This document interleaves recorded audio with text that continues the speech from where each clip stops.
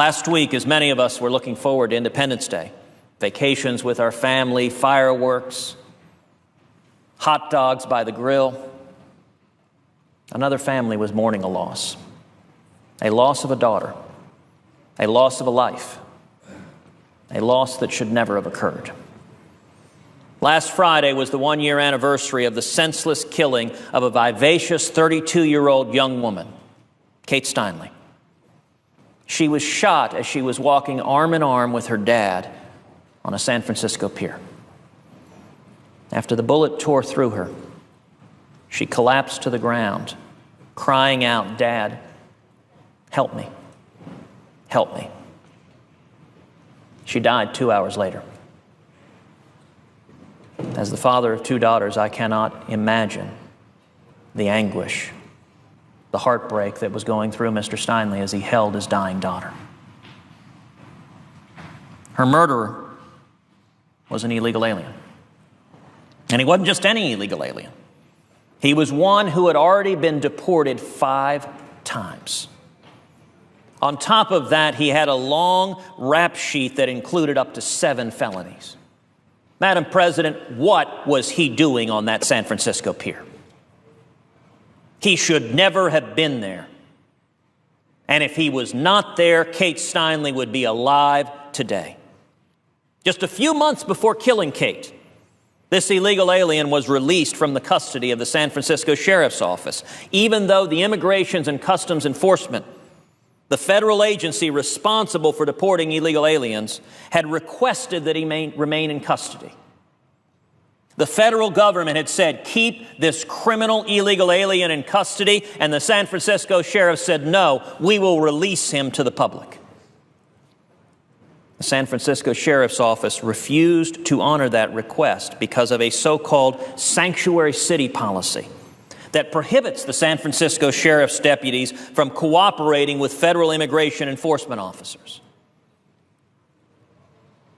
Local cities putting in place policies that prohibit local law enforcement from working to keep our country safe. The sad truth is that Kate should be alive today. But she isn't because the federal government failed her.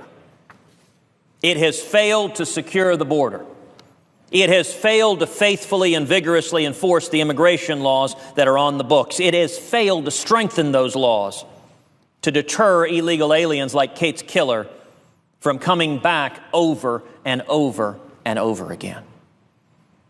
And it has failed to enforce the law against sanctuary jurisdictions, which now number in the hundreds all across America, that aid and abet illegal aliens evading deportation.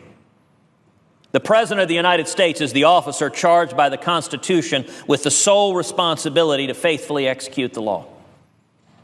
When his administration tolerates and encourages lawlessness, is it any surprise that terrible things happen? We must put an end to this administration's lax enforcement of our immigration laws, which threatens the safety and security of the American people. And we should begin by putting a stop to sanctuary cities, which this administration has been unwilling to do on its own. A real president faithful to the Constitution would end sanctuary cities by cutting off money to any jurisdiction openly defying federal immigration law. That's why I'm a proud co-sponsor of Senator Pat Toomey's Stop Dangerous Sanctuary Cities Act, which would withhold federal grant money from cities that refuse to cooperate with federal immigration enforcement officers. Cities that flout federal laws should not be rewarded with federal taxpayer dollars.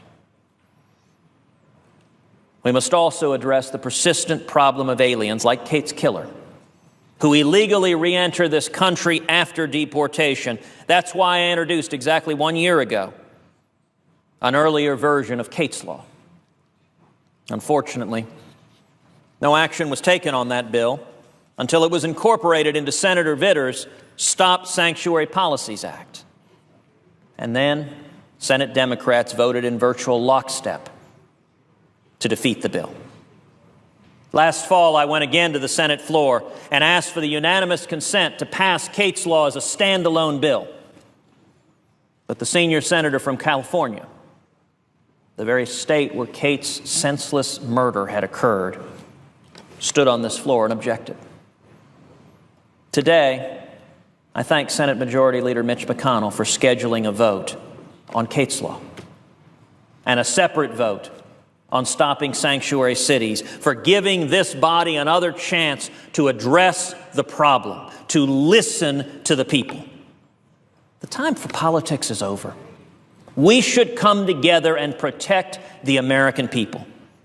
It is a time to confront the sobering issue of illegal aliens, many of whom have serious criminal backgrounds and yet who are allowed to illegally re-enter this country with impunity. Kate's Law would do three things. First, it would increase the maximum criminal penalty for illegal re-entry from 2 to 5 years. Second, it would create a new penalty of up to 10 years in prison for any person who has been denied admission or deported 3 or more times and then illegally re-enters the country. And finally, and most importantly, it would create a 5-year mandatory minimum sentence for anyone convicted of illegal re-entry who, like Kate's killer, had an aggravated felony prior to deportation or had been convicted of illegal re-entry twice before. This class of illegal aliens have a special disregard and disdain for our nation's law. Violent criminals who keep coming in over and over and over again. And all too often,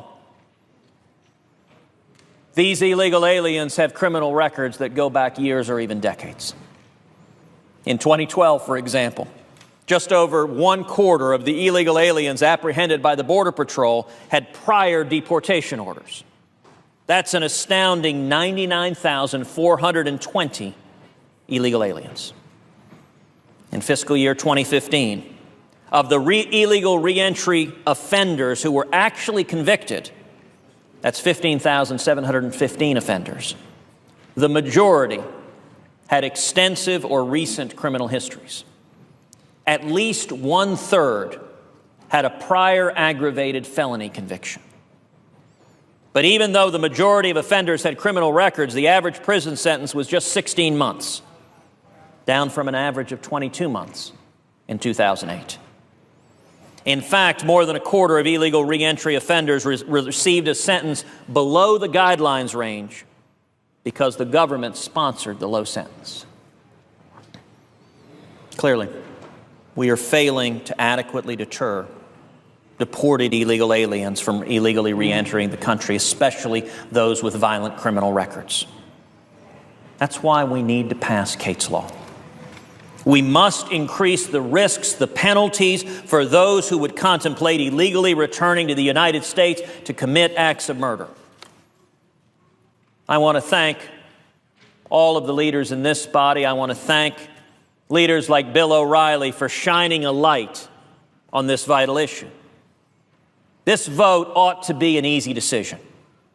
Just ask yourself, with whom do I stand? I hope that my colleagues, Democrats and Republicans, will choose to stand with the American people, the people who we should be protecting rather than convicted felons like Kate Steinle's killer. It is worth noting that the city of San Francisco, bright blue, Democratic San Francisco, voted out the sheriff after the murder of Kate Steinle. All Americans, regardless of Democrat, Republican, Libertarian, Independent, all Americans deserve to be protected. And we need a government that stops allowing violent illegal aliens to prey on the innocents.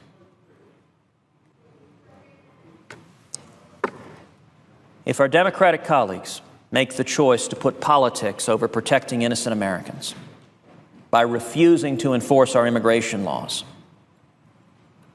the consequences of that are immense. Doing so is quite literally playing with people's lives. This isn't hyperbole. It is unfortunately just a fact. Kate's death, tragically, was not just an isolated occurrence, as much as we all wish that were the case. Just last week, an illegal alien killed 3 innocent people and wounded a 4th outside a blueberry farm in Oregon. According to ICE officials, the illegal alien had been deported from the United States an astounding 6 times since 2003. Enough is enough. Stop letting in violent, criminal, illegal aliens who are murdering innocent Americans. This should bring us all together. How many more of these terrible acts must we endure until Congress acts? What does it take to break the partisan gridlock and actually come together and protect the American people? The votes this afternoon will help answer that question. I very much hope we will not wait one day longer. I urge my colleagues to stand together united against lawlessness, to stand against dangerous, criminal, illegal aliens who flout our laws. And I urge each of us to hear the words of Kate Steinle. Help me, Dad. Help me, Dad. That was a cry that went not just to a grieving father, but it is a cry that should pierce each and every one of us and move this body out of slumber and into action to help and stand with the American people. I yield the floor. His dying daughter. Her murderer was an illegal alien. And he wasn't just any illegal alien. He was one who had already been deported 5 times. A loss of a life. A loss that should never have occurred. Last Friday was the 1-year anniversary of the senseless killing of a vivacious 32-year-old young woman, Kate Steinle. Help me. She died 2 hours later. As the father of 2 daughters, I cannot imagine the anguish, the heartbreak that was going through Mr. Steinle as he held it. She was shot as she was walking arm in arm with her dad on a San Francisco pier. After the bullet tore through her, she collapsed to the ground, crying out, "Dad, help me."